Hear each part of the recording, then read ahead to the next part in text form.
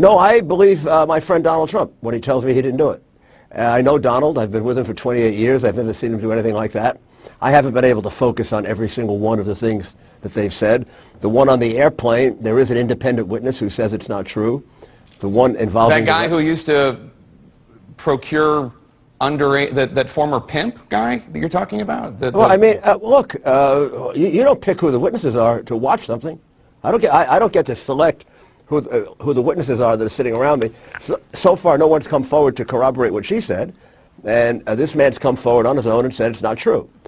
Second, one of them, I think it was one of the contestants, was telling her cousin wonderful things about him up until the time he didn't go to her restaurant opening about 3 or 4 months ago. Then she turned on him and became very bitter.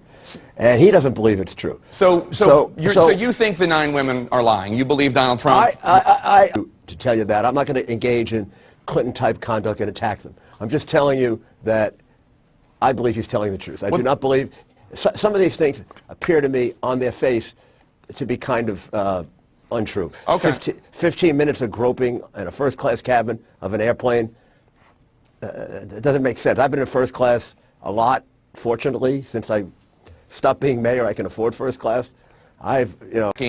Bill Clinton's accusers, the women who accused Bill Clinton of misconduct, you're kind of refraining from doing so, even though you're questioning some of these accounts. But Donald Trump is out there on stages calling them liars, and actually, in some instances, attacking how attractive they are, basically suggesting that they're not attractive enough for him to ever kiss or grope without consent. For those voters out there, Mr. Mayor, who are inclined to believe all of these women, all 9 right. of Trump's accusers and Bill Clinton's accusers, and to say, you know what, I believe all these women, how are they supposed to reconcile this, given the fact that empirically Trump is attacking these women much, much more so than the Clintons ever did? No, that's not true.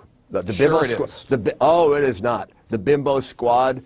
Donald Trump's out there giving speeches attacking them, calling them liars, and saying that they're not good-looking enough. I really don't want to dispute this with you. I mean, the four women who I met with tell me that Hillary Clinton was engaged in all kinds of attacks on them, both public and private. But in any event, shouldn't we be beyond that now? Shouldn't we be beyond Donald Trump's past and Hillary Clinton's past? And shouldn't we be talking about who's going to raise taxes and lower taxes? Who's going to deal with ISIS? Who isn't? Who created ISIS? What are we going to do in Somalia, where obviously we have a ground war going on in Somalia, although the president says no boots on the ground. We have boots on the ground. Yeah, these are things that Donald Trump is not mentioning in his speeches at all. Donald Trump's speeches, as you know, are basically he goes out there and he attacks the women who are accusing him. And, by the way, when you talk about shouldn't we be over this, Donald Trump, the women that you just referred to, the 3 women who accused Bill Clinton of sexual assault or worse, and the woman who Hillary Clinton was a court-appointed attorney to represent her rapist, those 4 women, Donald Trump brought them to the Republican debate. It's not the media making sexual assault this issue. Donald Trump is the one making sexual assault an issue. They asked to come. They asked to come. But the reality is, can't we get off it? I mean, do we have to take the bait? I mean, why don't... The fact is, I was with Donald Trump all day yesterday. He mentioned the women for about 2 or 3 minutes, and then he talked about trade. In Maine, he talked about preserving their forest land. In New Hampshire, he talked, obviously, in New Hampshire, you're going to talk a lot about taxes, live free or die, state of New Hampshire. He talked about how he's going to reduce taxes to 33, 25, and 15%. She's going to raise taxes to 45%. If I become president, there'll be more money in your pocket. If she becomes president, she's going to take the money out of the pocket, and she's going to do an expanded Obamacare. He pointed out that in WikiLeaks, she's told us what we've always known, that she prefers socialized medicine. You know, I find WikiLeaks very refreshing. This is the Hillary Clinton I always knew existed.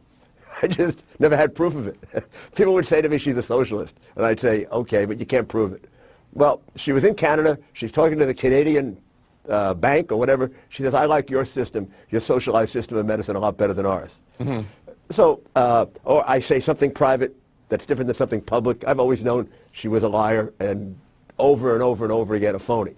So those things are things that are being concentrated on also, not just these women. And we've been covering the WikiLeaks. I know you have. I'm not criticizing you. I'm just explaining to you that when Donald Trump gives a speech, he goes over what he wants to do with he's in favor of the Second Amendment. She's against the Second Amendment. He goes through all that. Sure, I understand that. Let me bring up something that Donald Trump is bringing up on the stump all the time. First of all, I mean, I think you would agree with the premise that our form of government has been strong because politicians accept the outcomes of elections, especially the most notable example in recent history with then Vice President Al Gore conceding after the very intense Florida recount. I want you to take a look at what a Trump supporter, Dan Bowman of Ohio, told the Boston Globe. Quote, "If she's in office, I hope we can start a coup. She should be in prison or shot." He's a 50-year-old contractor. "There's going to be a lot of bloodshed, but that's what it's going to take. I would do whatever I can for my country." There are a lot of Republican officials who are very concerned about Donald Trump constantly saying that the system is rigged, saying that if he loses a state such as Pennsylvania, it's only because it will be stolen. And now we have a Trump supporter calling for bloodshed. Are you not concerned at all about the tone and tenor of these remarks? I've dealt with wacky jerks on my side and against me for too long to blame it on the candidate. You can find just as many wacko nuts on her side that write us horrible and awful things. So when he talks about a rigged election, he's not talking about the fact that it's going to be rigged at the polls. What he's talking about is that 80 to 85% of the media is against him. That when you look at the New York Times and you pick it up every morning, on the top of the paper, there are 3 stories that are anti-Trump. Some of them totally baseless, some of them silly. And then at the bottom, you get a little something about WikiLeaks. Well, or same thing with the Washington Post. I mean, they're way out of control. The Daily News, clown outfits of okay, of but Donald Mr. Trump. May, I understand that that's... So that's what... That's and you know that... Please, let me finish. You let Nancy Pelosi go on for like 2-3 minutes without interrupting her. Now, the reality is that he makes it clear. He points right at you at the press. He makes it clear who he thinks is rigging the election. Then why does he call for people to go to elections, to go to polling places, to be election monitors? Why does he say, if I lose Pennsylvania, it will be because that it's stolen? Pennsylvania, a state that hasn't gone Republican since 1988. There are a few places, and not many in the swing states. There are a few places where they've been notorious for stealing votes. Pennsylvania, Chicago. There have been places where a lot of cheating has gone on over the years. I know that from my own knowledge of busing people in from Camden. When I ran for mayor of New York City the first time, some people voted 8 and 10 times. And the second time I had firefighters and police officers outside checking on the buses. So we take down the number of the bus had voted 10 times, and then we wouldn't let the bus vote again. So and when I asked Randy Levine, who's now president of the Yankees, who did this for me, I said, how much of the cheating did we stop? He said, I think we stopped about 75% of it. We're still going to have to give him about 25,000 votes. So I'm sorry, dead people generally vote for Democrats rather than Republicans. So he's not talking about elections being stolen, except in some cases when he is talking about elections being stolen. I would be. If you want me to tell me that I think the election of Philadelphia and Chicago is going to be fair, I would have to be a moron to say that. I mean, I would have to dislearn everything I learned in 40 years of being a prosecutor. The Republican Party of Philadelphia would disagree with you. They looked into the allegations from 2012, and they said that there was nothing irregular with what happened there. Yes, there are areas where people only voted for Obama, just like in Utah, there are places that only voted for Romney. Maybe there are situations in which it's right. I remember a case when I was Associate Attorney General where 720 dead people voted in Chicago in the 1982 election. I remember in my own election, about 60 dead people voted. So I can't sit here and tell you that they don't cheat. And I know because they control the polling places in these areas, there are no Republicans, that it's very hard to get people there who will challenge votes. So what they do is they leave dead people on the rolls, and then they pay people to vote those dead people. 4, 5, 6, 7, 8, 9. We have to go, Mr. Mayor, but just to put a button on this, it sounds as though you are saying that Trump is serious when he says that the election is going to be stolen. I'm not saying that. You just laid out a whole case about how Democrats steal elections. Look, if she wins Illinois by 8%, or he wins Illinois by 8%, then that cheating isn't going to make any difference.